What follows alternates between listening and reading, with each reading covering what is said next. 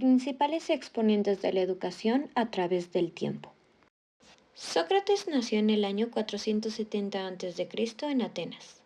Cuando Sócrates alcanzó su madurez intelectual, triunfaba en Atenas una corriente filosófica particular, el movimiento sofístico.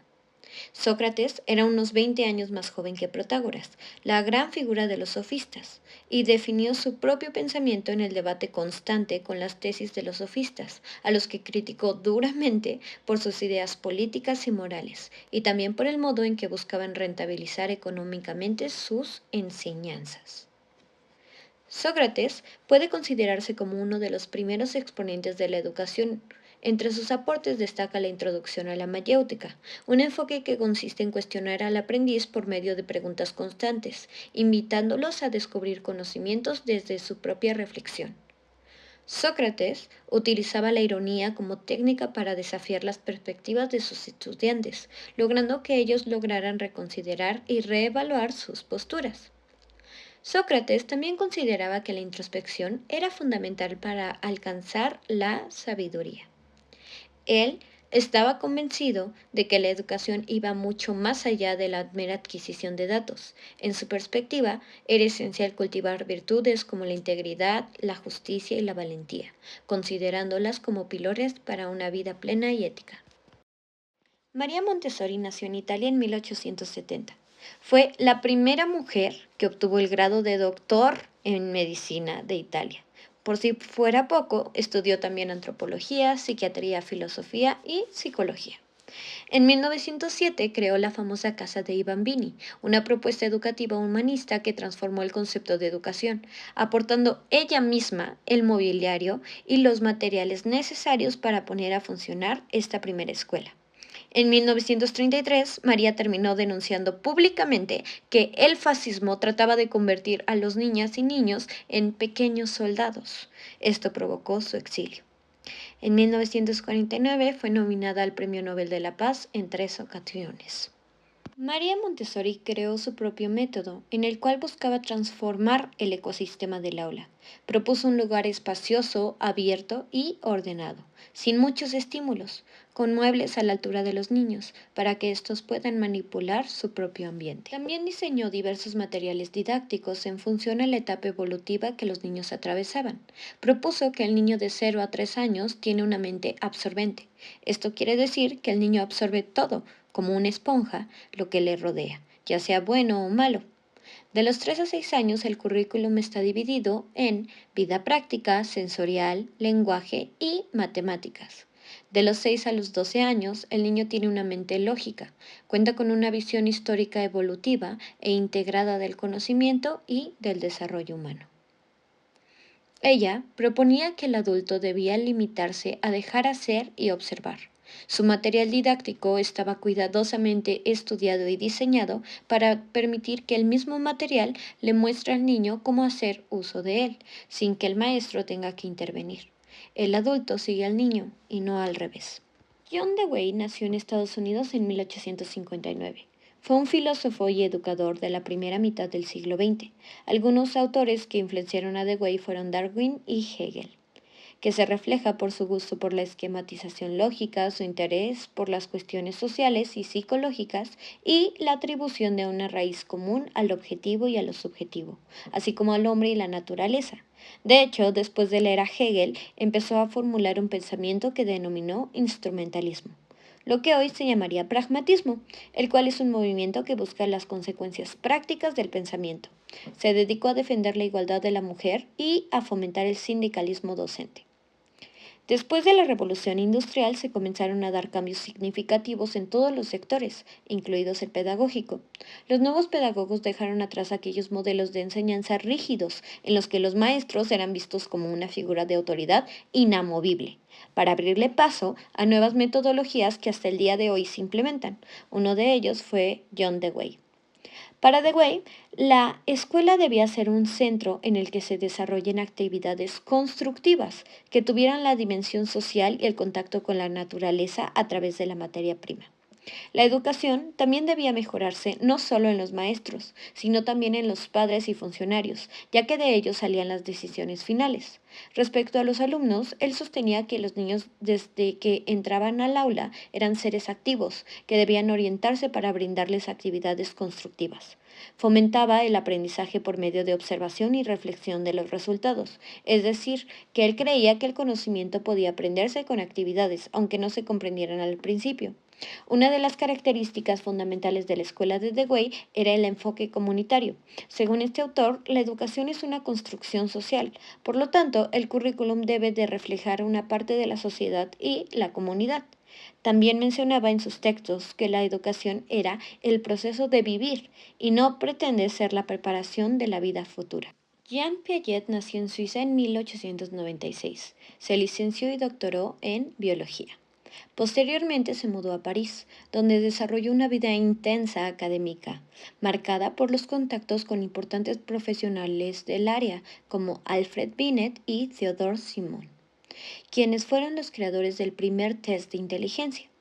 En París, Piaget enseñó en una escuela para niños dirigida por Alfred Binet y también colaboró en su grupo de investigación. Al corregir algunas de las tareas del test de inteligencia, notó que los niños y niñas daban respuestas equivocadas a ciertas preguntas y que estos errores eran consistentes y regulares, algo que llamó su atención. Piaget no se centró en el hecho de que las respuestas fuesen equivocadas, sino en el patrón de errores que algunos niños mayores y los adultos ya no mostraban.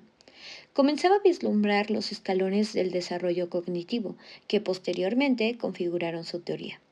Finalmente, estudió a sus propios hijos, utilizando el método cualitativo, y eso lo inspiró para obtener una teoría global de las etapas del desarrollo. Dentro de la teoría de Piaget encontramos la clasificación del desarrollo cognitivo de los niños en 4 etapas. Cada etapa define cómo los niños conciben el mundo y cómo es el desarrollo intelectual de cada uno. Por eso hay un momento apropiado para enseñar cierta información o conceptos a cada niño. Si el niño no ha alcanzado la etapa apropiada de desarrollo cognitivo, no debe aprender determinados conceptos. Las etapas son sensoriomotora, desde el nacimiento hasta los 2 años. Preoperacional, desde los 2 años hasta los 7 años, aproximadamente. Operaciones concretas, de 7 a 11 años, aproximadamente. Operaciones formales, desde la adolescencia hasta la edad adulta. Uno de los puntos principales de la teoría de Piaget en la educación es el aprendizaje por descubrimiento. Los niños aprenden mejor explorando y practicando. Y dentro del aula, el aprendizaje se centra en el alumno a través del aprendizaje activo del descubrimiento. El profesor no debe enseñar, sino que debe facilitar el aprendizaje y dentro del aula debe evaluar qué nivel de desarrollo tiene cada niño para diseñar tareas adecuadas a cada uno, utilizar métodos que permitan descubrir o reconstruir situaciones centrándose en el aprendizaje más que en el resultado final y fomentar las actividades colaborativas e individuales, donde los niños aprendan unos de otros. El filósofo y educador brasileño Paulo Freire nació en Recife, en Brasil, el 19 de septiembre de 1921.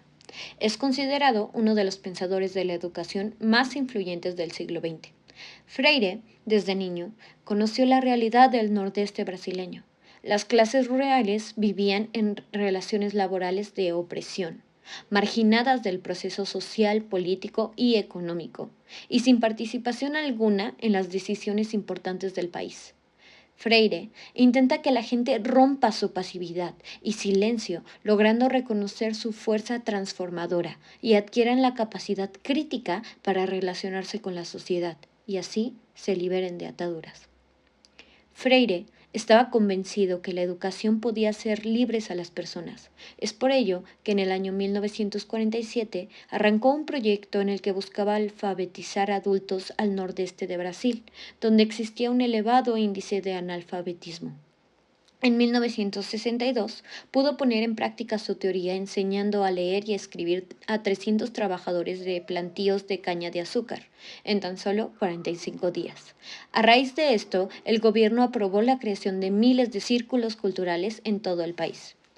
Freire es reconocido por su modelo de la conciencia crítica. Su mirada filosófica se cultivó en su experiencia como profesor y su interacción con sus estudiantes. En lugar de continuar con los patrones culturales establecidos, Freire comenzó a la sala de clases su intento de transformar las dinámicas de relacionamiento que mantienen a algunas personas por sobre otras. Pedagogía del oprimido, el trabajo más conocido de Freire, fue escrito durante su exilio en Chile y publicado en 1968. En él es especialmente crítico de aquellos docentes que se conciben a sí mismos como poseedores de conocimiento, mientras ven a sus estudiantes como contenedores vacíos donde el conocimiento debe ser depositado. Este enfoque lo bautiza como educación bancaria. Según Freire, este enfoque es similar al proceso de colonización, donde la cultura colonizadora se ve a sí misma como aquella correcta y valiosa, mientras la cultura colonizada es observada como inferior y en necesidad de ser colonizada por su propio bien. Una pedagogía que rechaza esta mirada y plantea que el aprendizaje es dinámico permite la concientización, un proceso donde las personas se vuelven capaces de sobreponerse a su dependencia o condición de inferioridad y liberarse y transformar el mundo. Para una pedagogía que libere a las personas, es necesario que el docente asuma una actitud de escucha y asumir la concepción de que el aprendizaje es indispensable para vivir y que se produce en la vida misma. Freire es enfático. Una relación democrática entre el profesor y sus estudiantes es necesaria para que el proceso de concientización ocurra. Las ideas de Freire continúan siendo analizadas y discutidas por destacados académicos. Según Noam Chomsky, las ideas de Freire han sido ignoradas en Estados Unidos debido a que cuestionan a la autoridad. La obra de Freire es un instrumento de creación de conciencia, el cual podrá llevar a un cambio en las instituciones.